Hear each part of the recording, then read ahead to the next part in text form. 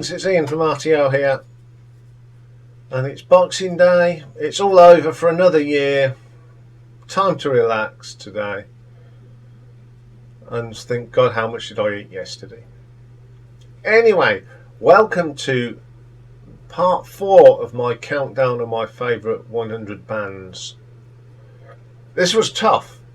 Rob Walker set me the challenge, and how I did it was going through how often I listened to bands and how many albums. If a band, or I didn't keep listening to all of them, I didn't count them. So people like Steve Hackett, there's only a certain few that I really like and I listen to all the time. But all the ones in this list, I constantly listen to all their catalogue. So that's how this one was put together. So here we go, the tough bit, the top 25. This was tough, I must admit. And it's the toughest bit to do of all the 4 parts. So, number 25 is a great 3-piece prog band.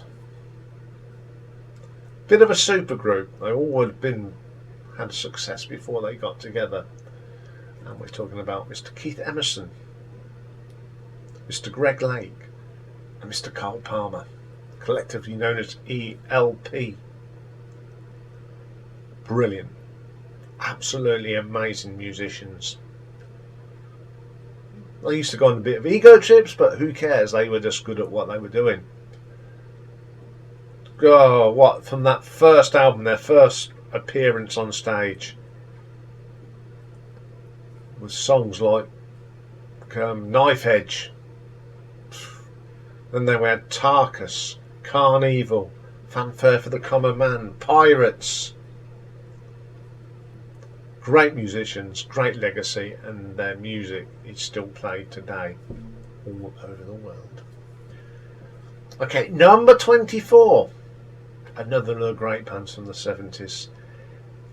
Never got to see them as this band, but I've seen, how many members of the band? I've seen 3 or 4 of the people that were in the band. And I've seen the nearest I've seen to this band was Black Star Riders. So we're talking about the origin of the band, Mr. Thin Lizzy, Mr. Phil Lynott himself. Well, what a band. I love this band. Scott Gorham, Brian Downey, Phil Lynott, Brian Robertson, Snowy White, Gary Moore. What a band. Hit some whiskey in the jar. Cold to Gold Sweat with John Sykes. Very consistent band. Some great albums and some great live music. Okay, number 23. Now this band I've been a fan of since I can remember. I never saw them play, but I did meet the lead singer of this band, and it's one of the biggest buzzes I ever had. The band is the one and only, the magnificent Slade, and I got to spend 15 minutes talking to the one and only Mr. Noddy Holder on a Broadway station, and there was no one else about. It was a lovely chat, and I'll remember it to the day I popped my clogs. But what a band. They influenced my music. Forget all the great singles. They are great. Don't get me wrong. Far, Far Away, Because I Love You, Mama, We're All Crazy Now. But it's some of them great albums like Slade and Old, New, Borrowed and Blue. We'll Bring the House Down album. They're just a phenomenal band, and I play them a lot. All their albums get played a lot. Even some of their later ones. I just think they're just a fun album. Except the Christmas one, of course, which I don't think much of. Anyway, they are such a great band. Number 22. Now this band again, it's just one of my childhood bands. And when I was about 10, 11, I really got into these. We're talking about a band led by the brilliant Jeff Lynne. and it is ELO. My favourite lineup of this band: Jeff Lynne, Bev Bevan, Richard Tandy, Mick Kaminsky, Hugh McDowell, Marvin Gaye and Kelly Krautsky. And of course, I've got to keep showing this. This is the album, they're their best ever album they ever did, and it's one of my favourite albums ever. It's got so many great songs on this, hasn't it? Turn to Stone, Sweet Talking Woman, Jungle, Concerto for a Rainy Day. But apart from that, there was other great hits as well. And don't forget that Mike Albuquerque was in the band, and Roy Wood. But I just love ELO. Okay, there's a couple of the albums I don't play so much, but the rest of the albums do get an absolute hammering. Especially that one, I had to buy it again because my other one is ruined. Okay, coming in at number 21 is an American band that I just adore and always have. A band that had so much tragedy. We lost 3 important members of that band in a crash. The singer Ronny James, Steve Gaines and his sister. It's the brilliant Lynyrd Skynyrd. What a great musicians they had in there. We lost Gary Rossington not so long ago. We had Alan Collins, Liam Wilkinson, Bob Burns, Billy Powell, Ed King. We've still got, of course, Artemis Pyle still around, but they left a legacy. Some great music. Steve Gaines was a great guitarist. He didn't shine enough. But songs like Bad Smell and Simple Man, of course the classics Free Bird and Sweet Home Alabama. Just one, a legendary band. Never got to see them, but I still adore their music. Number 20, another band, American band, and it's those little old boys from Texas. A band that was to have the same lineup for 51 years until sadly the legendary bass player Dusty Hill died. ZZ Top, Frank Beard and Billy Gibbons. We've now got Elwood Francis, who's doing a sterling job, and I hope we have some new music from this band. But what albums! Them ones in the 70s are just amazing. Tres Hombre, the brilliant Eliminator from the 80s, Del Fuego, Del Guayo, El Loco, T-Jazz, the first album, Real Grand Mud, just quality blues music. Okay, number 19, my favourite American band. I saw them once, and I was like a kid in a sweet shop, and it's their brilliant Blue Oyster Cult. I didn't see the original lineup, but you know, I did get to see Eric and Buck. But the lineup that we all love was Alan Lanyard and Joe and Albert Bouchard. And them first 3 or 4 albums were just amazing, weren't they? Okay, we've got Don't Fear the Reaper, but there was Godzilla, there's ME164. The albums Blue Oyster Cult and Tyranny and Mutation, Secret Treaties and Spectres are just fantastic albums. This is a great band.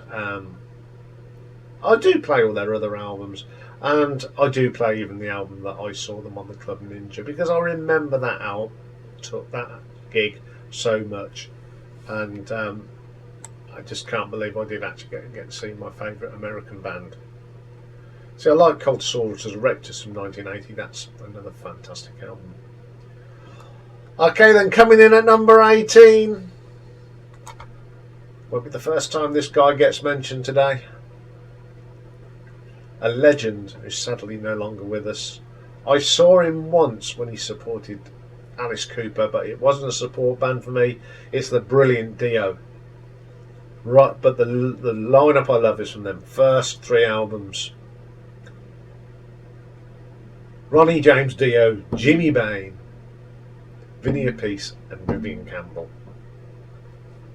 What songs on them albums? Holy Diver, Shot in the Dark, The Last in Line, classics. and yeah, I do like some of their other stuff as well, but it's that first two albums that really I love. Okay then, coming in at number 17, a Canadian band that only had 4 members in the band the whole of their career. It's Rush. John Rutsey on that first album. What a drumming on that. But it was Neil, Geddy and Alex that blew the world away. From great albums like 2112, Hemispheres, Signals, and then coming up Snakes and Arrows, Counterparts. Okay, they went through that little blip in the middle, but there were some good little tracks, and I never got to see them because every time the tickets went on sale, they were sold out before I could get them, and it's something I do regret never seeing Rush. Okay, then coming in number 16, another band that sort of has got connections with other bands that are in this. There's quite a few of them in this top 20, and that's Whitesnake.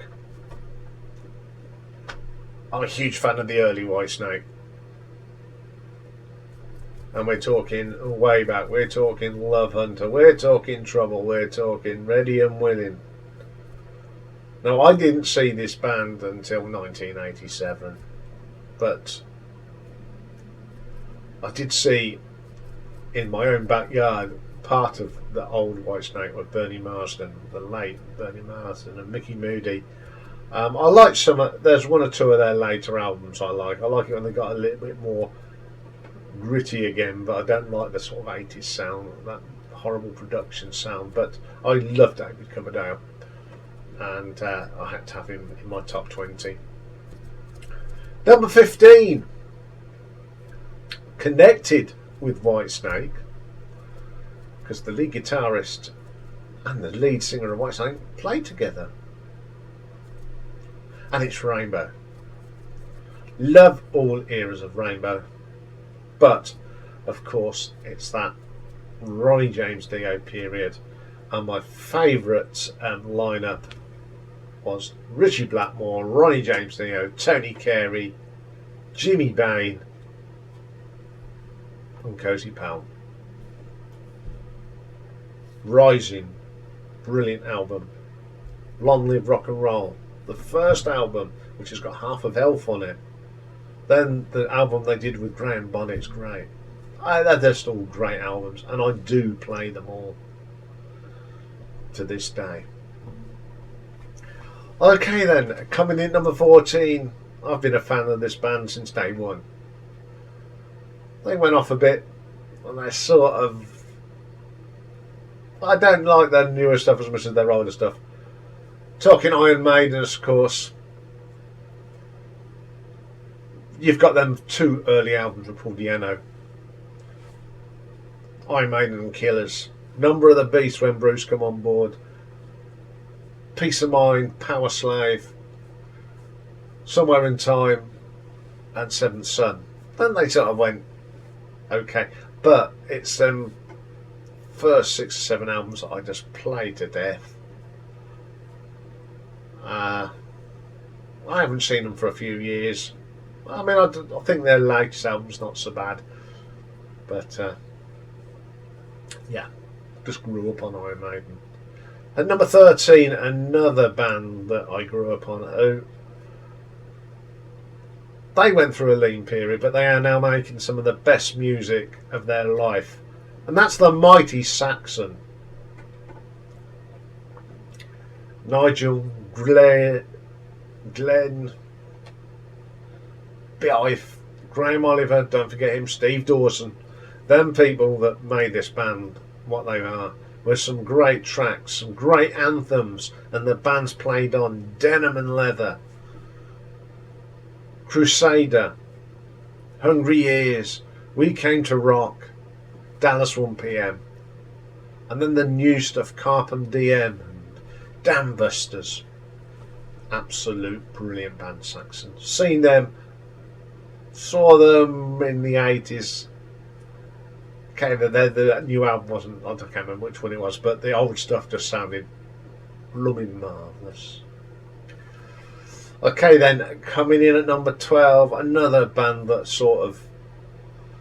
that's been there all my life. It features the metal god himself, Mr. Rob Halford. Apart from the two with Ripper, I like all their albums, even some of the better ones, because they're just pure metal. What albums we've had: Stained Glass, British Steel, which was a great album, Painkiller, some great tracks as well. I mean, there's too many to know. But Judas Priest are just a phenomenal heavy metal band, and they've got a new album coming out next year, which I'm so looking forward to. Okay, number 11. Just missed out on the top 10. A band that I actually went to see them on their very last concert ever at Nebworth Park, 9th of August 1986. It's Queen. Now, those early albums, up till I would say Jazz, are just phenomenal. The first two albums are just brilliant. The brilliant Sheer Heart Attack. What can you say? And then you've got Night of the Opera, Day of the Races, News of the World, and Jazz. A very successful period for them. I just love their music. Okay, they gave us Bohemian Rhapsody, not particularly one of my faves now because it's overplayed, but we did get Brighton Rock, Killer Queen, etc, etc. Okay then, here we go. The top 10 artists out of the 100. It's taken us 4 days to count down these. So here we go. So number 10 is the one-man band, the Genius. That is Mike Oldfield. There's not much you can say about this guy, that he's just a genius musician. He plays everything and anything, from Tubular Bells right up to his latest, which is The Return to Omadorn, which is a fantastic album. There's been one or two blips, but on the whole, this guy is just consistently putting out great stuff. Crises is just great. That piece, Crises. 5 Miles Out album's brilliant. Incantation's just a masterpiece. Even The Killing Fields is a brilliant piece of work. Music of the Spheres, it's got all things. Light and Shade, not everyone's favourite, but I think it's a genius piece of work. So that starts the top 10.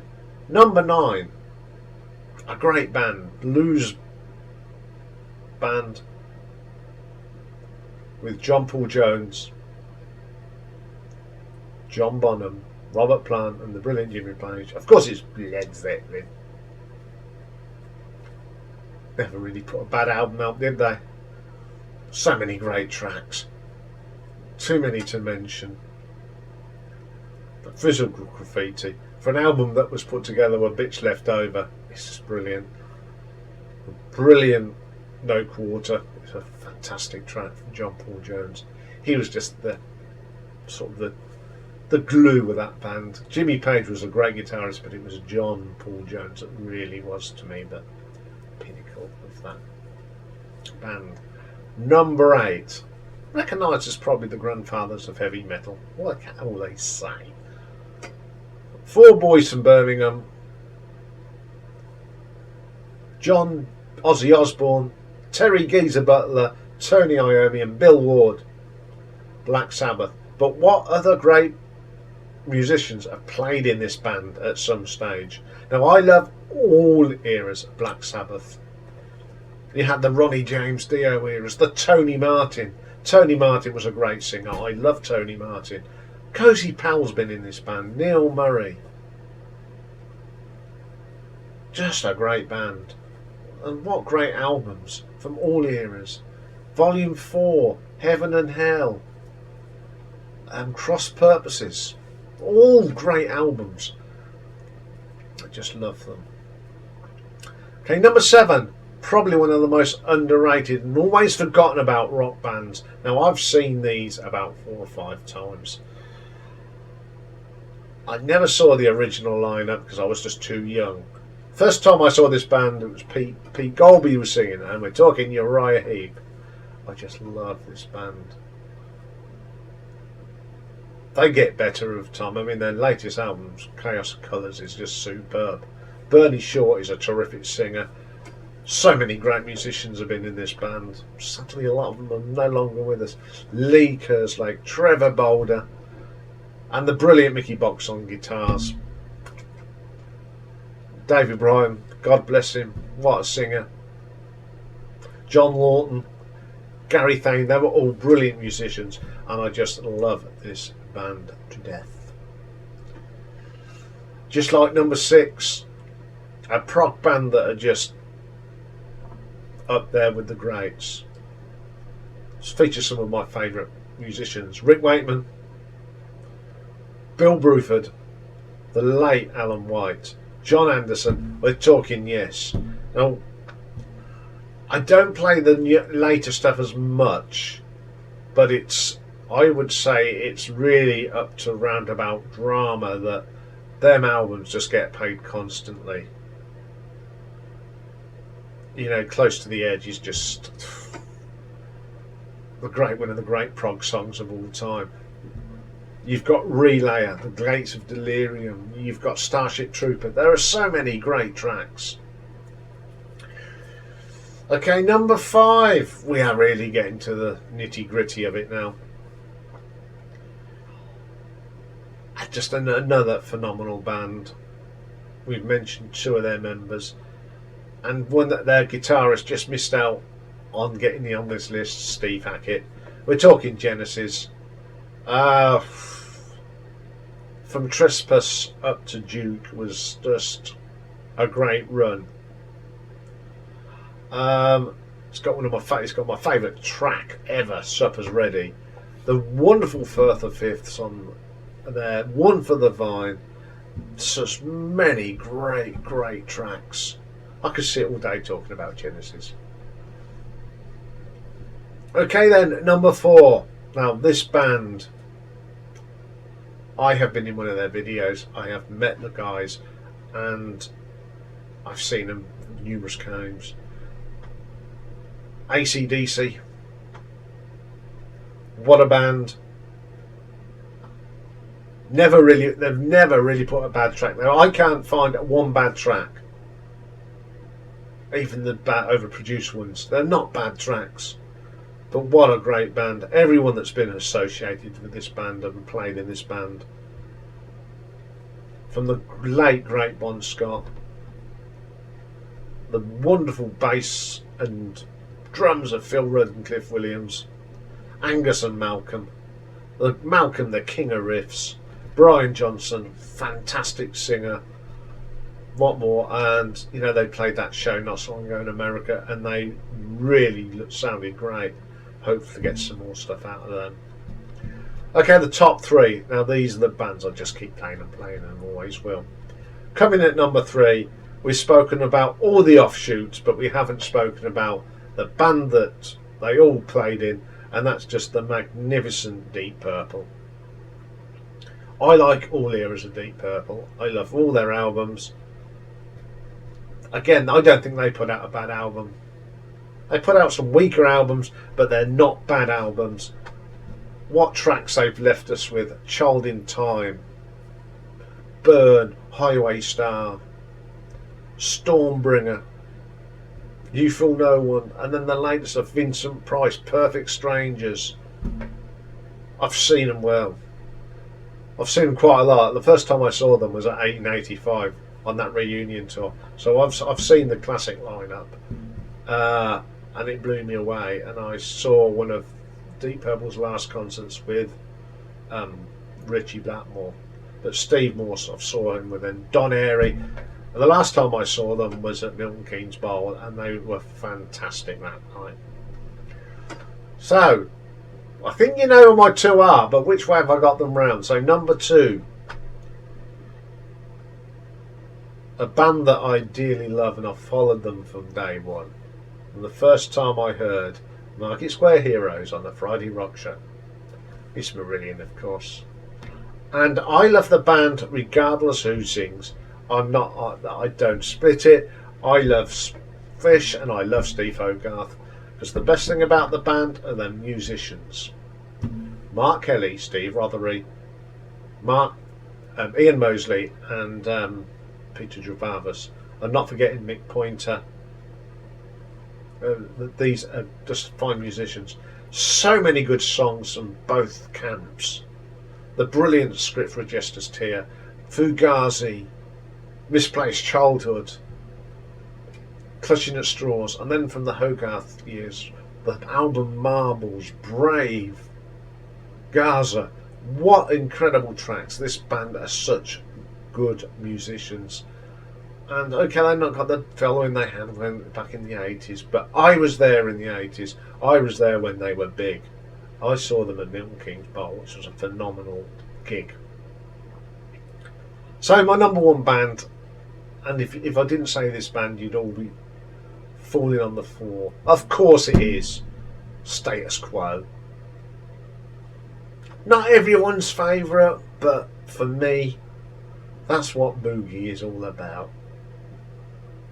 A legendary band in my books. Again, another band that went through a bit of a blip. But that wasn't them, that was their management. I forgive them for that. But the band, that lineup, the Frantic Four, is just produced some of the greatest music, British music, 12-bar boogie. Two of them are sadly no longer with us. Rick left us on Christmas Eve 2016 or 15, I can't remember now. Alan Lancaster, what a man. I just love this band from every track on them early albums. You just can't beat albums like the Quo album, Blue for You, Pile Driver. They are just quality rock music, rock and roll type music. I mean, their latest album, Backbone's pretty good. It's probably one of their better albums of the later period. But I've stuck through this band thick and thin. I'm a proper fan. I get disillusioned when they were going through the naff, but I didn't stop listening to them. I didn't stop buying their music because I'm a down and out Status Quo fan. Now I'll get involved in Status Quo days, like Rock You Dropping Earthlinborough. You know, I did last year's. I'm doing next year's as well, recording it and getting involved. That's how much I love this band. So this has been a tough little thing for me to do. This took a long time, but I've done it and I'm quite glad I did. Anyway, folks, you'll actually see me live tomorrow because I'm going to be doing Mick's birthday top 10, and because I did his US last year, he'll get the UK rundown for the 27th of December 1965. So we're looking at the top 10 singles on that day for you, Mick. So I hope you've enjoyed this little rundown over the Christmas period, even though I didn't record it on each day. I might tell you one day when I did record it all, but I will see you all tomorrow live in the flesh, probably with a shorter haircut. Who knows if I've had my haircut. So thank you very much for watching these 4 shows, and I hope you enjoyed it. Bye for now.